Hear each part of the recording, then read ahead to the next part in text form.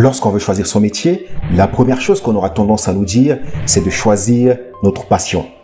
People say you have to have a lot of passion for what you're doing, and it's totally true. And the reason is because it's so hard that if you don't, any rational person would give up. It's really hard, and you have to do it over a sustained period of time. So if you don't love it, if you're not having fun doing it, and you don't really love it, you're going to give up. And that's what happens to most people, actually. If you really look at the ones that ended up, being successful, unquote, in the eyes of society, and the ones that didn't, oftentimes it's the ones that are successful loved what they did so they could persevere when it got really tough. And the ones that didn't love it quit. So it's a lot of hard work, and it's a lot of worrying constantly. And if you don't love it, you're going to fail. So you gotta love it, you gotta have passion. Là où je ne suis pas d'accord avec Steve Jobs, c'est qu'il y a énormément de personnes qui ont fait des métiers qui ne sont pas leur passion, mais qui l'ont quand même fait durant toute leur vie. Donc même si ton métier n'est pas ta passion, tu peux toujours y arriver. Est-ce que des métiers comme femme ou homme de ménage, caissier, certains métiers qui vont être plus ou moins méprisants vis-à-vis du regard des autres dans la société, même si, d'après moi, aucun métier ne doit être méprisé parce que chaque métier a son importance. Il en existe sûrement, mais rares sont les personnes qui font ces métiers par passion. Et donc, contrairement à ce que dit Steve Jobs, on peut arriver à faire un métier durant toute sa vie, même si ce métier n'est pas notre passion. Mais là où il y a une vérité qui se cache derrière ce qu'il dit, et là je ne vais pas me reposer sur le mot passion, mais plutôt sur l'épanouissement que ça t'apporte ton métier, c'est que si ton métier ne t'épanouit pas, ça pourrait être dur pour toi de te lever tous les matins. Follow your passion first. First. When I retired from the game, I sat there asking kind of all the wrong questions. What's the biggest industry I can get into? It's all the wrong stuff. And you got to sit there and ask yourself, okay, what am I truly passionate about? What do I enjoy doing? And when you feel that way, honestly, you feel like you have never worked a day in your life. It's the most fun thing in the world. You get up in the morning excited about what you're doing. And you got to be really honest with yourself about it. If you wake up in the morning and you're dreading going to work, dude, do something else. Right. Do something else. And those are hard decisions to make, but when you make those decisions, it's a very liberating experience, and you find out that the rewards will come.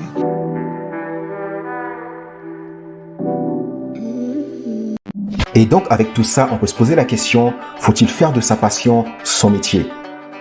La chose à comprendre avec ça, c'est que beaucoup de personnes pensent que lorsqu'ils vont faire de leur passion leur métier, ils vont continuer d'exercer leur passion comme lorsqu'ils exerçaient leur passion et ils vont être payés à le faire. Et c'est possible. Si tu adores faire des vidéos, si tu adores monter des vidéos, si tu adores faire des vidéos et les publier sur YouTube, tu peux tout simplement continuer à faire ça. Et si tu arrives à construire une audience qui te regarde, tu peux être payé pour faire tes vidéos sur YouTube que les gens vont adorer regarder. Et ce qu'on peut dire, c'est que pareil sur Twitch, et cela est donc possible. Mais lorsque tu décides de faire ça ton métier, il y a une petite chose, il y a une petite différence auquel on n'y pense pas souvent. On peut également se dire que c'est la même chose pour un danseur. Un danseur qui adore faire des chorégraphies, faire des spectacles sur scène. Si ce danseur arrive à faire des spectacles pour lesquels il est payé, oui, ce danseur aura réussi à faire de sa passion son métier. Maintenant, ce que j'ai envie de dire avec ces exemples, et donc presque tous les autres exemples dans lesquels tu peux vouloir transmettre ta passion au métier, c'est que lorsque cela devient un métier, lorsque cela devient un moyen de subsistance, un moyen qui va te permettre de générer des revenus, qui vont te permettre de vivre, ton approche vis-à-vis de tes passions va changer. Tu ne vas plus considérer tes passions comme une passion, mais tu vas les considérer comme un métier. Le danseur professionnel ne va pas s'entraîner comme avant, ne va pas avoir le même style de vie qu'avant. S'il devient professionnel, ce danseur va devoir faire attention à son alimentation. Ce danseur va devoir avoir des fréquences d'entraînement plus régulières. Et donc, il y a une grande différence entre l'approche que tu vas avoir vis-à-vis d'une passion et l'approche que tu vas avoir vis-à-vis d'une passion que tu vas en faire ton métier. Lorsque ce qui te passionne, tu veux faire de ça un métier, tu ne vas plus pratiquer cette chose comme une passion. Et beaucoup de personnes veulent faire de leur passion leur métier. Mais lorsqu'ils arrivent à faire de leur passion leur métier, ils se rendent compte qu'ils ne prennent plus de plaisir à effectuer leur passion. Parce que leur passion n'est plus une passion. Leur passion est maintenant un métier. Et un métier, plus avec la concurrence de notre monde d'aujourd'hui, si tu veux faire de ta passion un métier, il te faut des exigences qui viennent avec ta passion. Et le risque avec ça, c'est que beaucoup peuvent perdre le goût de leur passion parce qu'ils ont transformé leur passion en métier. Mais pour le savoir, il te faut essayer d'exercer ta passion comme un métier et de voir si c'est vraiment quelque chose qui te convient. J'ai récemment échangé avec un pote à moi qui est au centre de formation de Saint-Etienne, un des grands centres de formation de joueurs professionnels de football en France, parce qu'il a envie de devenir professionnel. Et il m'a raconté que beaucoup de jeunes sont pris au centre de formation parce qu'ils veulent devenir footballeurs, parce qu'ils adorent jouer au foot. Ça, c'est leur passion. Mais une fois qu'ils sont arrivés au centre de formation, ils se rendent compte que oui, leur passion, c'est de jouer au football. Ils adorent jouer au football. Mais le métier de footballeur professionnel n'a rien à voir avec la passion. Parce que ce que les gens voient, c'est ce qui se passe sur le terrain. Sauf qu'en dehors du terrain, il y a énormément d'exigences qui vont avec son métier. Tu ne dois pas manger ceci, tu ne dois pas manger cela, tu dois contrôler tout le temps la quantité de ce que tu manges, tu ne dois plus manger les tacos, tu dois boire au moins tel litre d'eau par jour. Et encore, mon objectif n'est pas de te dire de ne pas transformer ta passion en métier, mais juste de te dire que lorsque tu vas faire de ta passion ton métier, tu vas peut-être te rendre compte que ce n'est pas ce qu'il te fallait pour toi et que le mieux pour toi, c'était de faire de ton métier autre chose et de garder ta passion comme une passion. Mais pour le savoir, il te faut l'expérimenter, il te faut le tester, c'est ce qui te permettra de voir si c'est vraiment quelque chose qui te convient. Et le dernier élément que je voulais évoquer pour cette vidéo, pour moi, ça c'est la fondation pour ton futur métier, pour ta carrière professionnelle, et c'est quelque chose pour lequel on n'en parle pas beaucoup parce qu'on se dit, allez, fais de ta passion, choisis ta passion, fais quelque chose que tu aimes. Et pour moi, cette fondation, elle est irremplaçable. Parce que si tu ne l'as pas, tu n'iras pas très loin. En plus, dans le monde concurrentiel dans lequel nous vivons. Et pour moi, cette fondation, c'est quoi?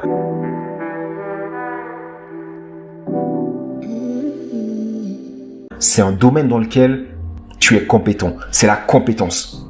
Et pour choisir ton futur métier, pour choisir ta carrière professionnelle, choisir un domaine dans lequel tu es bon, dans lequel tu es compétent, dans lequel tu sais que tes compétences vont résoudre des problèmes, est une nécessité.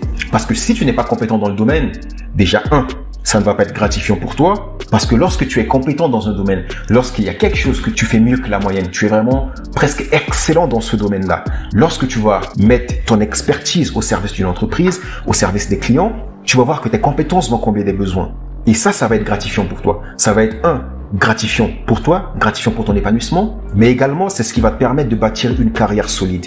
Une carrière solide ne peut pas être basée sur une compétence sur laquelle tu es médiocre, voire moyen. Ça peut peut-être marcher si tu es moyen, mais pour vraiment bénéficier de tes compétences et d'en bâtir une carrière, l'excellence, c'est vraiment quelque chose qui va te permettre d'aller loin. Ce qui est vraiment important, ce n'est pas ce que tu fais, mais c'est comment tu le fais. La réalité, c'est que peu importe le métier que tu fais, si tu es vraiment excellent dans ce métier, je pense que c'est Martin Luther King qui disait ça, si tu es vraiment bon, excellent dans ce que tu fais, même si tu vis au fin fond de la montagne, les gens vont aller te chercher où tu es parce qu'ils ont besoin de ton expertise et ils sont prêts à te payer le montant nécessaire pour bénéficier de ton expertise. Even if it falls your lot to be a street sweeper, going out and sweep streets like Michelangelo painted pictures. Sweep streets like Handel and Beethoven composed music. Sweep streets like Shakespeare wrote poetry. Sweep streets so well that all the hosts of heaven and earth will have to pause and say, here lived a great street sweeper who swept his job well.